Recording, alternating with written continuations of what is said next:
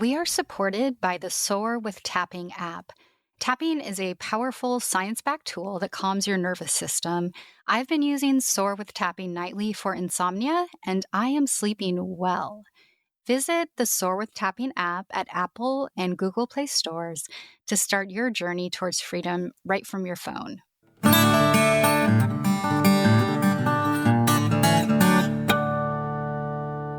Welcome to Bipolar She. I'm your host, Janine Noel. The content of this show may include suicide or suicidal ideation. If you're ever in need of immediate support, please dial 988, a suicide and crisis lifeline. Today I sit down with Dr. Portia Preston to talk about her new book, Hustle, Flow, or Let It Go, a guide to shame-free wellness that honors your reality and gives you life. Dr. Preston holds a doctorate of public health from UCLA, and as a professor, her research focuses on inclusive wellness. After decades of achievements, Portia received a sudden diagnosis of kidney disease that forced her to re-envision what wellness meant to her. Next came a late-in-life diagnosis of ADHD and autism, and depression would follow. Portia began to look at the severe costs of the hustle or pushing oneself for others' expectations and not prioritizing mental health. Today, we talk about the danger of one's identity being rooted in productivity and the deep shame when we feel we're not performing, especially when managing chronic illness and disability. And we talk about how mental health looks different across race and gender.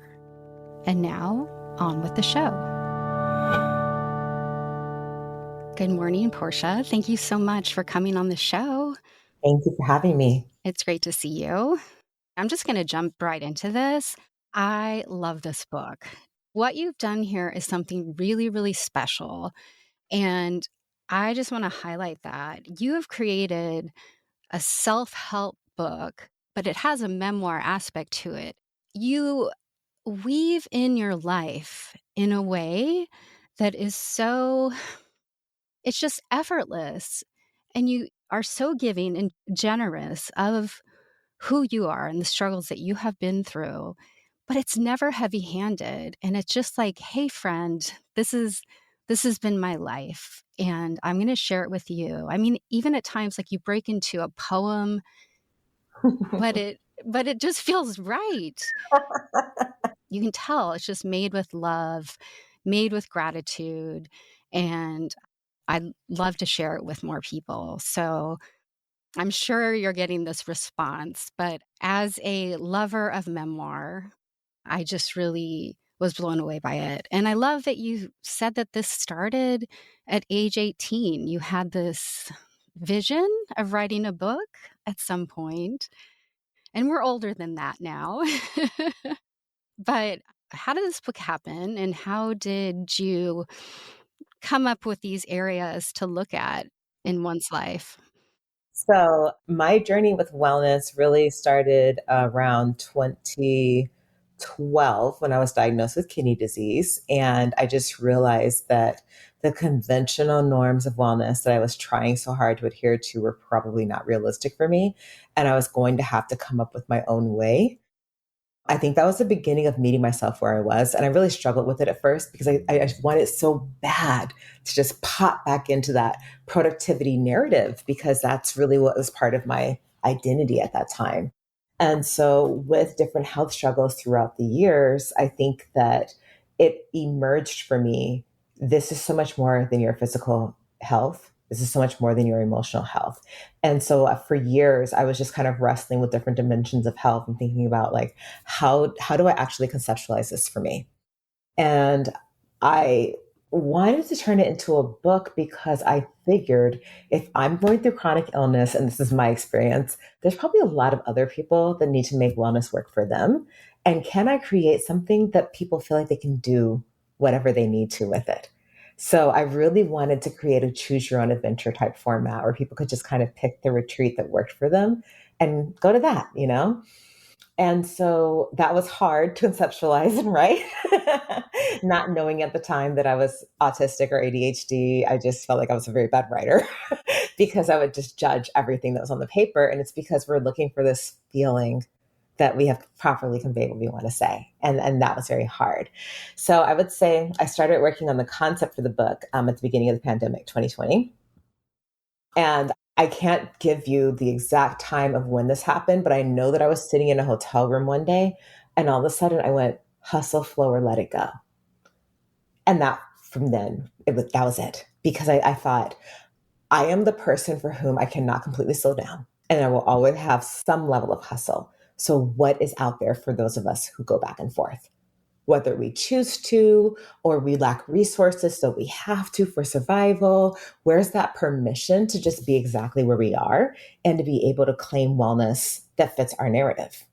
So I kind of brought it into conversation with my work as a public health professor and researcher. I'd studied burnout and secondary traumatic stress for years. I had spent a lot of time thinking about intersectionality. So the compounded effects of having like multiple marginalized identities. And I was thinking, how come this isn't at the beginning of the conversation of how people experience stress or how they experience wellness? And so I sought out to create what I thought should exist. And I told myself to write the book that I felt I needed.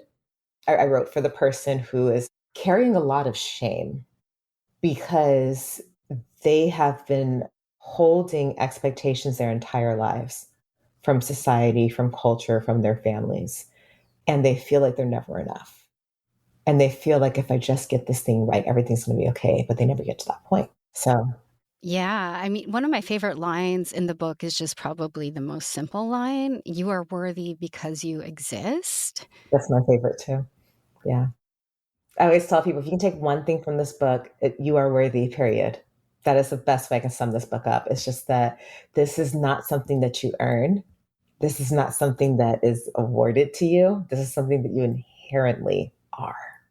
And on that basis, you're worthy of care. Right. I love that. Some of the most simple phrases are just so powerful. So I know you've had a lot of health issues coming up, and so you're dealing with in the book you share that you deal with like late diagnosis of autism, of ADHD. This depression may have cropped up later in your life. I do understand chronic illness from I have one too with I have Crohn's disease, so yeah, I kind of know the battle, but everything is different. But maybe those are important to highlight before we talk a little bit more. Yeah. I think I was able to push my body with no real consequence up until the time that I got diagnosed with kidney disease because I had a blood clot about 6 weeks later. So I was immediately thrust into like the worst end of this experience and just realizing I have to reconcile with like, do I really want to be here if I can't have this perfect productivity narrative? You mean be here in this lifetime? Yeah, and not to say that I was suicidal, but it was just like I didn't see an existence for myself that wasn't centered on productivity. Like I grew up in South Central LA. I was walking this tightrope my entire life. I went to Stanford at 16. Like I don't have words to explain how much productivity improving myself was baked into my narrative for survival. And I truly didn't know myself outside of it. And so I feel like each health event has served to humble me and shown me this softness of you embracing what you cannot control. This is what really helps people. This is what really helps you. It is accepting like this world as it is. And the fact that my illnesses are invisible, it means that I stand up for a league of people who have that experience where we stand on stages and people think you're absolutely and they need you to be fine. If you say I'm not fine, they're not okay. It's weird, you know? And so there's times where you just kind of bury it because you can't handle other people's reactions to the reality of your life. People like an ending to struggle, to trauma, to health conditions. Yeah. But I mean, you really had to face dealing with disability and what you should be capable of and what you are capable of during your day. And I struggle with that as well. Can I really do a 40-hour work week? 8 to 5, like that, I don't think is going to be in my future. But I feel tremendous shame about that, embarrassment about what I'm capable of and not capable of. So, No, I feel that. I think the internalized ableism was really hard for me because I felt like by virtue of the accomplishments that I had, I don't get to say these things. so what is internalized ableism? You kind of gaslight yourself. You don't really have a disability. You shouldn't complain. You shouldn't need anything. That person has it worse than you, you know? If you're working and you're in the work world, like, then you should just be able to do this. And it's all in your head, you know? And you don't have a disability, and disability is bad. And I've really come to tell myself, no, disability means that I need different support to make it in this world. And if I had that support, then I would be, much better off. And I think it just requires us to live in the nuance. What I have is fluctuating capacity. So some days my energy is really there. And I mean, I was on my campus on Saturday and I was kicking butt and taking numbers. I was doing a great job of being on. And then I came home and rolled up in a blanket and it's like, okay, that's over now. I just have to meet myself wherever I am. And I think that flexibility is difficult when you've been pushed a narrative of you should be in perfect health. Right. I also think what you've done in this book is you have woven in the thread of race and gender and how being raised as a Black woman is so different. I think this is also an opportunity to talk about that because you've brought up issues in the book. I mean, it's so beautiful the way you do this, too. I'm just learning. It's honest, it's raw, but I don't want to be cheesy and say that the book just flows, but Yeah, we can do it. It's okay. but it really does just flow, and you weave in really difficult stuff in a way that I we understand. Then that was intentional, you know. I really do. I believe compassion is a beautiful love language for bringing people together and helping them to understand. And, what I would offer to your listeners who don't have a lot of people that look like me, perhaps, in their lives, is that the experience of mental illness is very different for us. We grow up with a lot of stigma because our, post slavery narrative is like, you don't want to be noticed as being deficient in the area. And so you don't want your kids to get labeled in the system. So sometimes people are reluctant to get the help. And, people ask me, do you wish you were diagnosed when you were young? And I'm like, I don't know that I do because my parents allowed me to start going to summer programs at colleges at the age of 13. And had we been aware of all of these challenges, I don't know that that would have been, easy to do.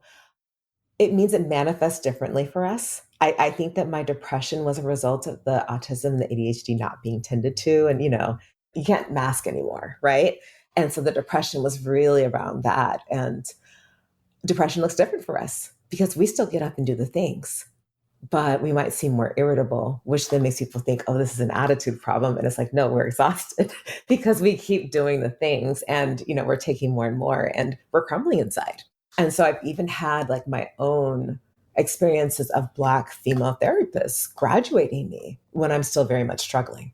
And I have to tell them it's an internal pressure that is hurting me that no one can see. And so not until I got my diagnosis was I able to give language to what that internal pressure actually looks like. And so we have a different conversation when we look at how does autism show up? How does ADHD show up? Now, how does ADHD show up? And that's where a lot of the internalized ableism comes from because it's different. So, we should just clarify that ADHD is autism and ADHD. So, I want to just take it back to your experience at Stanford and how you got there. I'm sure overperforming, obviously being very bright to start so early at age 16. That's kind of an amazing story. But in the book, you talk about masking, and it's applied to different situations or scenarios, but you also do apply it to your experience as a Black woman. So I'm interested in what that entails. And I can't imagine it being very easy. Yeah. But even as a little girl, like, what was that like? So what I noticed was my mom had a phone voice. So when she would talk to people to try to get something done on the phone, she would have this phone voice and it was very professional. And so I would mimic that.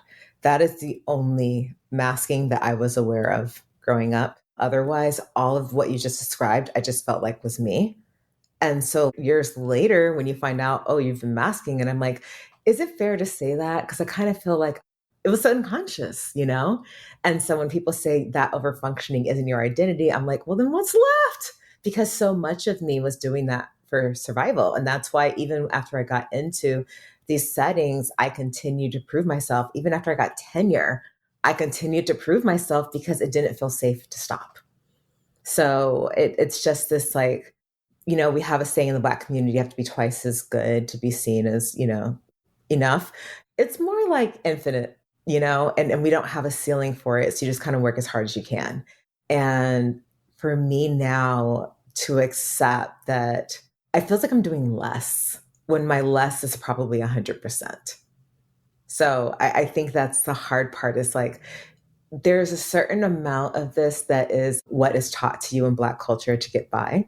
I'm also curious about your depression and if that is something you felt like you had to conceal from friends or family. So I'd had many cycles of depression, and it tended to be when I didn't have a lot to do, which is kind of why I like staying busy. I'm really grateful for that last depression because, like I said, it led to being medicated for my ADHD, which then revealed the autism symptoms. What my depression looked like was I did not want to connect with anyone. And I had been in Costa Rica for about a month. I had actually lost a lot of family. I was out there trying to write my book. I wasn't talking to anybody. And I came back home and just kind of slipped into this I don't care terrain, like I was just self sabotage. Why even worry about the success? Just be a matching set. And of course, that doesn't make anything better. But at that time, I couldn't have reached out to my friends and said, hey, here's what's going on with me. But what I did with that, because I wrote a lot of this book after my depression, chapter 6 was really shaped by that. Because when I talk about building your support squad and being the strong one, I say you may not be able to articulate when you need the help and you may not want it. So you have to have a group of people that you've already given consent to, that you've already taught them. Here are the warning signs. This is what shows up for me. And you have permission to do XYZ if that happens. So my friends know to get up in my business. And, I literally had someone check on me a week ago and they said, I hadn't heard from you in a while. And I just wanted to make sure you weren't getting depressed with all the health stuff that's happening. And I'm like, no, no, I'm good. Thank you. But that's really all I need is like that check in, because it was way too easy for me to slip through the cracks unnoticed because everybody's so busy and they figure you're just busy too. That chapter is great. It's also very humbling to reach out to family or friends and explain how they can help. I found that chapter a little tough because I don't really feel like I have Yeah. that many people to choose from. So to me, it was kind of, huh, like I've got the loneliness thing going on and not a lot of people in my life that really have the time to look out for me. So that chapter was a little tough for me. Thank you for sharing that, though, because I think that's important. And we're in a time now where we need community more than ever. And I think that by virtue of you saying that to your listeners, like you're helping other people who feel that same way and would never know that that's the case for you. But I think that we all are feeling like if we don't do something about it, we're all just condemned to loneliness. And what I will say about my friends, first of all, I didn't write that chapter to say you have this whole support squad. I was writing it to say start building, right? And make sure you're not trying to be all these things to another person. So the thing about my friends is that most of us have been through our depressions. And so what they tell me is, why wouldn't I want to be there for you? Because you were there for me. So it might look like getting involved with your local NAMI affiliate because they're all over the United States and they have support groups for this type of thing. And that is a starting point for getting in community and meeting other people who are going through the same experience. Right. So do you feel that your support squad is relatively new or those are newer friends in your life? Yes and no. I think that I have to give you a little history on me and friendship. So, I talk in the book about it being very hard for me to make friends growing up because of how I stuck out. I was younger and I was very like ambitious, and people found that very easy to, target and tear down. And so I always kind of opened myself up to friendship. And I think the friendships I built after I got sick became really strong. I have a few that really stuck in from before, but after it was like a different level. And so I think I tend to seek out people now that I know are capable of reciprocity. So it's not that I turn anybody away, but I kind of notice who's able to go deep, right? And so if I have someone who's new and they fit that criteria, welcome in. I'm glad you got here last Tuesday, no problem. But I learned the hard way over the years that there's some people who their only function is to take and they don't have the capacity to give. And those are the people that had to get moved down to the second, third tier. They do not get to be the inner circle. Right.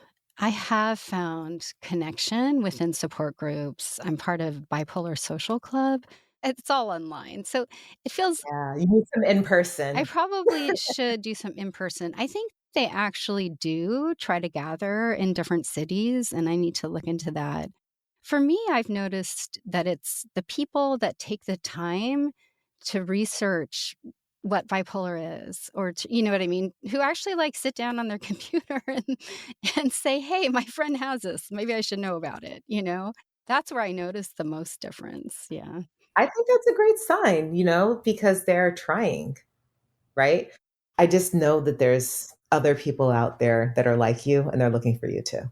Yeah, it's hard for me to say that. Like, it's hard for me I understand. to talk about the element of loneliness and disconnection because there is a part of me that loves solitude and really needs it. And I feel the same way when I have a very stimulating day. Like, I crash at the end, and then the next day I might still be tired. There's something about putting myself out there that does exhaust me to some extent. No, that's fair. And I think that I'm finding more introvert friendly ways to connect Right, where you don't have to, do the whole put yourself out there and you can have the solitude time. right. Have it your way. Well, that's what this book is all about. And I love these like mini retreats. And you're using retreat just as a time to become mindful and to question things. And you set up so many of them for us to kind of dip into. This book, you can do a few exercises, step away from it, come back to it. So I wanted to talk a little bit about the mini retreats and why that came to be. I actually really struggle to read through long chapters in books, and I need something that like breaks it up and kind of keeps me motivated, or else I'll just quit and stop reading. So I knew when I had chapters that they had to be broken down to something more tangible. So I envisioned somebody who probably only has 5 or 10 minutes to themselves before they knock off to sleep. And I wanted to write something that they could do. And like those 5 to 10 minutes, maybe even just sitting in the bathroom, because I wanted to bust this myth that a retreat has to be something that you go on for days at a time. Wanted to bring a retreat, to them. So that's why they're all 3 to 5 pages. I would love to just hear, like, okay, the hustle has to happen in life. It's just part of it. And the flow is great when it's working and letting it go. I totally understand that. But I'm curious for you, like how do you juggle that hustle? You know you need it in your life. So I think the hustle happens. There are times when I up into it, but most often it happens. So the hustle for me right now is definitely around the teaching. I look at flow as what I add to my life to bring joy and foster resilience and help me to relax. So I'm thinking, okay, what am I doing to foster connection with myself? Am I resting? Am I nurturing my relationships? So even if I'm in the hustle, where can I incorporate some flow? And right now, I think I really have to focus on the flow because of the health stuff, right? And then the let it go is a lot more complicated than it sounds because it can be I need to change my approach to how I'm doing this. I need to change what I'm doing. I need to change who I'm doing it with. I need to change the environment. But there's so many choices. And so I have something right now where I'm like, you know what? This isn't really serving me. I think that I'm going to pull back a little bit and see if there's a different way to do this. because I still feel that I have the responsibility, but I need to do this in a way that works for me. So that's why the let it go for me is more inviting. You can play with it and think about like maybe what I need to let go of is an expectation that I have to do something a certain way, right? So yeah, to answer your question, there's always some kind of hustle. I add the flow to make my life good, and if I need to, I will slow down the hustle, and just say no. I've just got to flow right now, and if I have to let go of everything, then that's what happens. But I think it's a mix most days. So you've incorporated boundaries really Whew. into your life. Everywhere. Yeah. There's certain things that are non negotiables and they have to go on the calendar. But a lot of things you can really just kind of say, I'm going to revisit this 2 or 3 weeks out because we don't provide margin in our calendars for life to happen. And that's why we feel chronically overwhelmed. You talk about a blueprint that comes from a really authentic place. So the blueprint is very special to me. We have a meeting in my house most weeks where we will kind of go through different areas of the book. And I'm looking forward to releasing that. It's just questions that I ask, like, where are you right now? Mind, body, spirit. What are your priorities, needs, and concerns? And what are you saying yes to? What are you saying no to protect your yes? Right. And then we go through the calendar for the week. And then we look at like finances and environment and what are we going to do in community? And it's a much better way for me to look at my week because it's much more holistic than what do you have to do for other people? And it makes me live with intention. That works for me. I don't want to get the impression that I have it figured out. My schedule's a mess. I'm just being honest with you and saying this stuff can sit here if it wants to, but it's not going to all get done. I know what has to get done this week, and a lot of other things are just going to have to get pushed or, acknowledged and done differently. And I think that's the truth for most people. It's just that we steep ourselves in shame about it. And we waste a lot of time trying to force ourselves and feel bad about it when it's like, no, you're a human being. And if you don't build in rest and sleep and connection, you're going to lose your relationships and yourself. Yeah, I find that actually really tough. But we also have to be discerning about how we deal with a world that continues to be operated very much on who has like power and leverage and titles and, is completely disconnected from our experience. I want people to know that the book is really for anyone who has felt left out of the traditional wellness narrative, who feels like wellness is just another exhausting thing to do. It's going to take their resources and their time and leave them feeling exhausted, or anyone that really is struggling with shame in their personal or professional lives and wants to be able to unlearn those narratives and be able to see themselves for who they really are. It really is, the blueprint is about creating a tangible way for you to honor wellness in each area of your life, but also to honor your reality. And I don't talk about managing your resources. I talk about acknowledging the resources that you have. So if you're short on time, you're short on money, you're short on energy, what are the things that we can do to care for you? And it really is created to evolve with you. So it's really for anyone at any stage of their lives. And then my vision for it is that it's the dog-eared book that you're still thumbing through a decade from now. Because as you change, it will meet you where you are. I think it absolutely is. I went through all my dog ears this morning. I do them up in the corner and then I do them at the bottom of the page also. And so I went through all of those before we spoke today. And it's a book that you will go back to. Definitely. It's so inspiring and you are just an incredible writer. And Thank you. yeah, you are. You've really accomplished something impressive here. So I just feel so grateful that we connected and that I got to read this book. I got to have a conversation with you. So I just really want to thank you. Well, thank you so much for the way that you poured into me. You really said a lot of things that lifted my spirits and made me feel like the book accomplished what I hoped it would. So thank you. I think it has. Thank you. Hello, listeners. Thank you so much. Please share this episode. It's the best way to keep Bipolar Chic going so we can normalize mental illness. If you're interested in Portia's book, Hustle, Flow, or Let It Go, It's available everywhere, but as an indie podcast, I encourage you to get it at your local independent bookstore or online at bookshop.org. And as always, thank you for your support.